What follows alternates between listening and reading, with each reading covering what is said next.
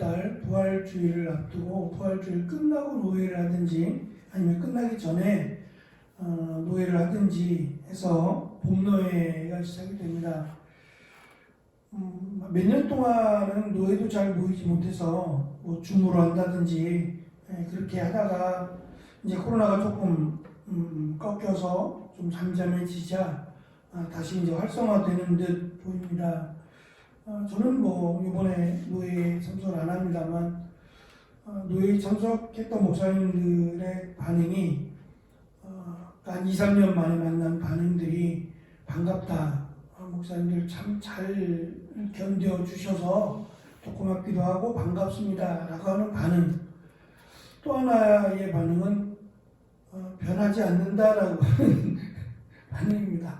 3년 전이나 지금이나 여전하다라고 하는 무덤덤한, 그러니까 전혀 인식하지 못하는 위기감이라고 하는 것, 어렵다, 이걸 어떻게 극복해야지 라고 하는 것에 대한 무덤덤함에 또다시 한번 놀란다라는 이야기를 서로 하는 것을 들었습니다. 아파도 아프지 못한, 통증을 느끼지 못한다는 것은 참 진짜 위기죠. 어디서부터 이런 무통증 또는 위기감을 느끼지 못하는 일들이 발생을 한 걸까요? 뭐 어쩔 수 없다라고 하는 그런 생각 때문에, 뭐 할 수 있는 게 없다라고 하는 생각 때문에 온 것일까라고 하는 여러 가지 생각들을 가져봅니다.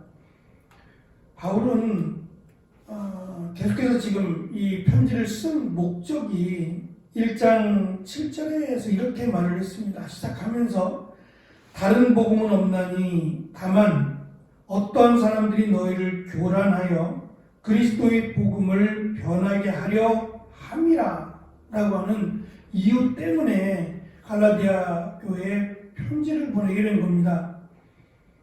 오늘 말씀에도 10절에 보면 너희를 요동케 하는 자가 누구냐라고 하는 이 요동케 하다 또는 1장 7절에서 너희를 교란하게 하다라고 하는 두 개의 단어가 같아요. 교란하게 하거나 또는 요동하게 하거나 라고 하는 이 문제로 인해서 바울은 직접 지금 갈 수 없는 상황이기에 편지를 보내게 된 겁니다.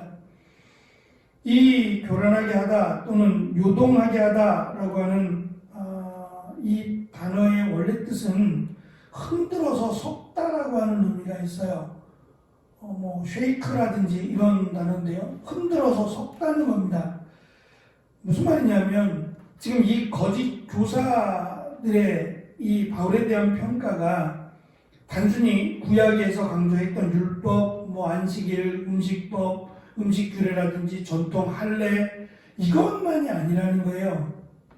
여러 가지 잡다한 것들을 다 섞어서 흔들어서 이들에게 이것도 괜찮아, 이것도 괜찮고.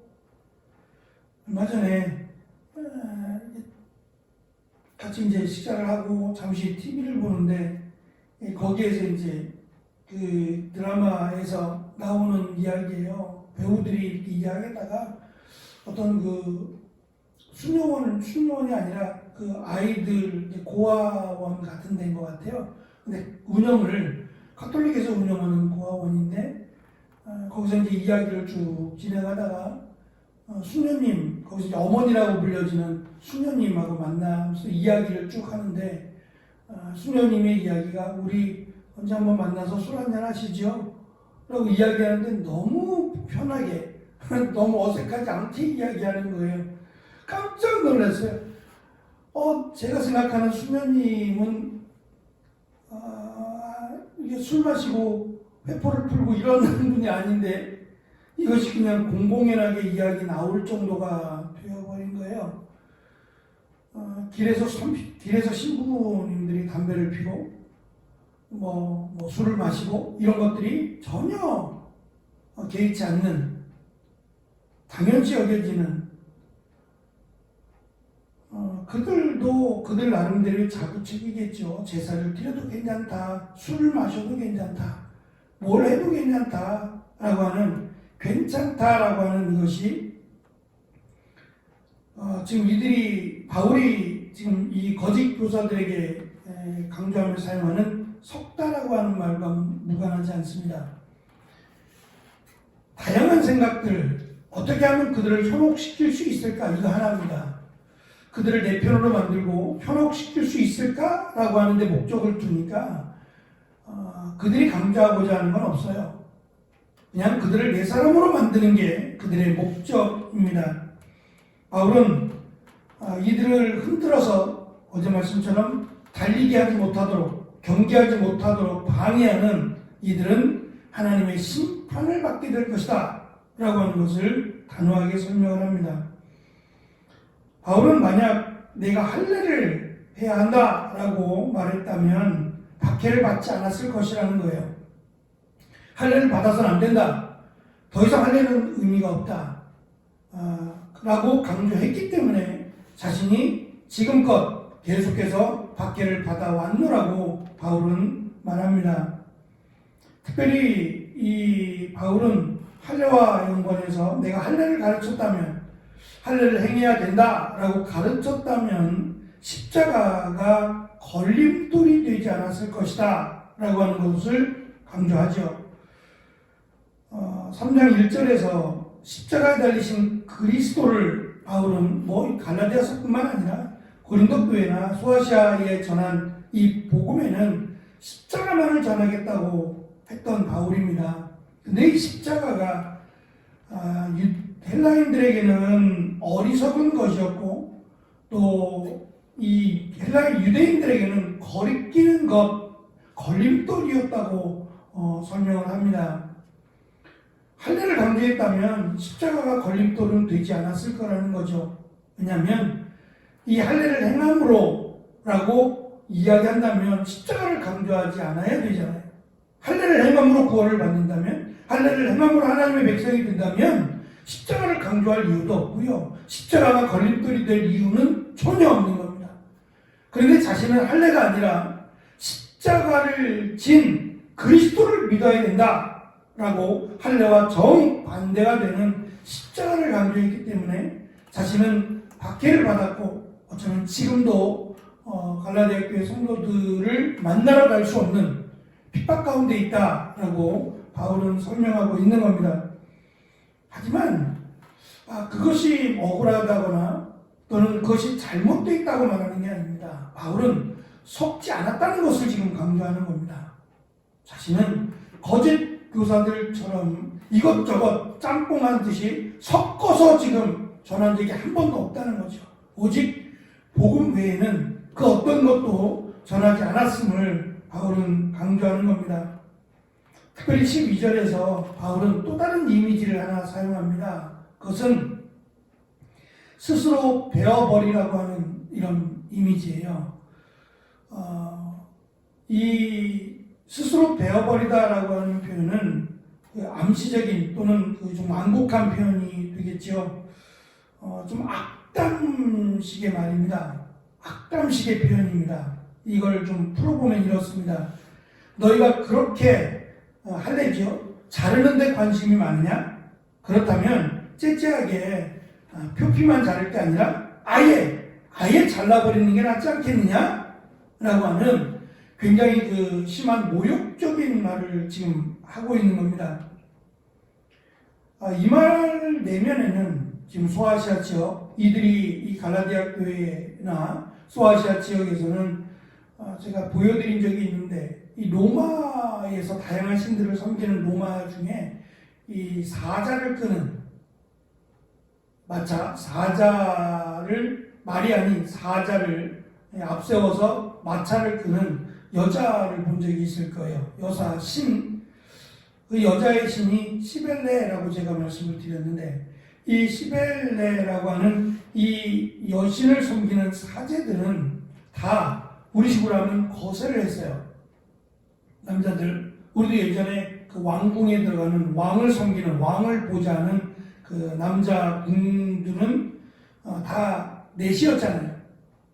우리나라만 그런 게 아니라 예전 그 바벨론이나, 그래서 말씀드린 다니엘과 그 세 친구들이라든지 이런 다니엘, 느헤미야 같은 사람은 다 내시예요. 그러니까 거세된 거죠. 그러니까 이런 문제 때문에 거세된 자는 하나님의 나라에 들어갈 수 없다라고 유대인들이 생각했어요. 예수님은 그렇게 말씀하지 않았죠. 스스로 고자된 자도 있다. 바울처럼 전혀 문제되지 않는다. 그것이 하나님의 나라와 들어가느냐 못 들어가느냐 전혀 관련이 없다라고 말씀하신 것처럼 지금 이 베어버리라고 하는 이 의미가 너희들은 우상을 섬기는 자와 다를 바가 없다는 거예요. 우상을 섬기는 우상의 신전에서 베어버린 그들과 다를 바가 없다라고 하는 것을 지금 강조함으로 너희들의 행동, 너희들의 모습이 우상을 섬기는 자와 뭐가 다르냐라고 하는 강한 책망과 또 한편으로는 베어버리라라고 하는 의미는 후손을 두지 말라는 거예요. 차라리 너희들은 그것을 강조함으로 할례를 강조함으로 이들을 하나님의 나라에 들어가는 것을 막는 너희들은 하나님이 심판에서 너희들의 후손을 두지 않겠다라고 했던 하나님의 강력한 심판이요. 그 심판이 너희들에게 임할 것이다 라고 하는 것을 암시하는 거예요. 하나님은 우상을 섬기는 자들의 후손을 두지 않겠다고 하셨어요. 그들을 심판하신다는 게 더 이상 자자, 손손 이런 것이 없어요. 그냥 끊어버리겠다는 거거든요. 그러니까 지금 이 하나님이 끊어버리겠다고 하는 하나님의 심판의 저주가 지금 너희들에게 거짓 교사들에게 임하게 될 것이라는 것을 바울은 단호하게 지금 설명을 합니다. 우리가 요한계시록을 통해서 아주 반복되게 자주 접했던 것이 타협이라고 하는 겁니다. 섞는 겁니다. 교묘하게 이단들은 사탄은 섞습니다. 이것도 괜찮아? 이것도 괜찮고 이게 로마의 대표적인 모습이에요. 민주주의라고 하는 아주 교묘한 탈을 쓰고 로마는 괜찮아. 이것도 괜찮고 저것도 괜찮아. 다만 우리가 전하는 우리가 믿는 황제를 섬긴다든지 우리가 믿는 신을 섬기는 거 하나만 더해 하나만. 그러면 우리가 너희를 더 이상 터치하지 않을게 라고 하는 것이 굉장히 달콤하게 들려왔어요. 지금 이단들의 특징도 그겁니다. 하나님을 믿어. 그냥 하나님도 믿어. 내가 믿지 말라는 거 아니야. 그런데 우리가 섬기는 신을 하나 더 믿으면 돼. 너희들의 신을 믿지 말라는 게 아니야. 괜찮아. 너희들의 신을 믿어. 그리고 대신 우리가 섬기는 신을 하나 더 믿습니다. 우리만 믿어라고 말하지 않는다는 거예요. 그러니까 이왕이면 하나보다는 둘이 낫고 둘보다는 셋이 낫지 않겠는가? 라고 하는 생각. 이 생각에 쉽게 현혹되어 버렸던 거죠. 이런 면에서 진리라고 하는 것은 진리라고 하는 이 절대성은 섞지 않는 겁니다. 진리는 오직 하나입니다. 예수 그리스도를 믿음으로만 구원을 받는다가 진리입니다.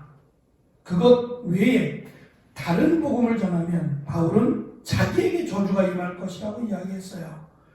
그러니까 어찌 보면 부족해 보이고 어떻게 보면 외골적이다. 왜 이렇게 기독교인들은 꼭 이것만을 말하느냐? 그게 진리예요. 이것만을 말하는 게 진리입니다. 그런 욕을 먹고 그런 평가를 받는다는 게 부끄러운 게 아니라 오히려 자랑스러워해야 되는 겁니다. 오직 예수 그리스도, 그들이 이것을 어떻게 이해하고 어떻게 받아들이든 하나님께서 행하신 오직 십자가를 통한 예수 그리스도의 대속과 부활만이 우리를 죄와 사망으로부터 구원할 수 있다라고 하는 유일한 진리를 전하는 것이 하나님의 은혜입니다. 여기에 하나님의 축복이 있고 여기에 구원이 있기 때문이죠. 바울은 이들이 지금 거짓 교사들이 말하고 있는 속는다라고 하는, 흔들어 속는다라고 하는 이 말들을 통해서 그들은 하나님의 분명한 심판을 받을 것이다.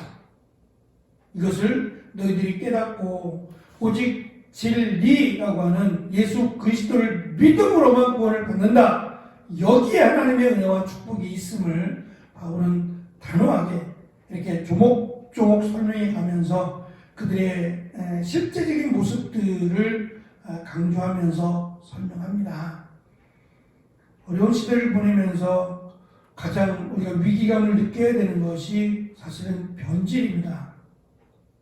이렇게 해도 안 되고 저렇게 해도 안 되니 더 좋은 방법을 택하자라고 하는 것이 위험하다는 거예요. 그렇지 않아요. 이 기독교의 역사는 이 오직 복음만을 강조했던 역사입니다.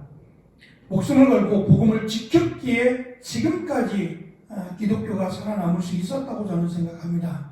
또 다른 건 없어요. 또 다른 방법, 거기에는 진리가 없습니다. 가장 중요한 것은 예수 그리스도와 관련된 이 진리를 고수할 뿐만 아니라 진리를 진리로 전하는 겁니다. 그들이 믿든지 그들이 거리끼든지 그들이 어리석다라고 말하든지 그건 그들의 평가입니다.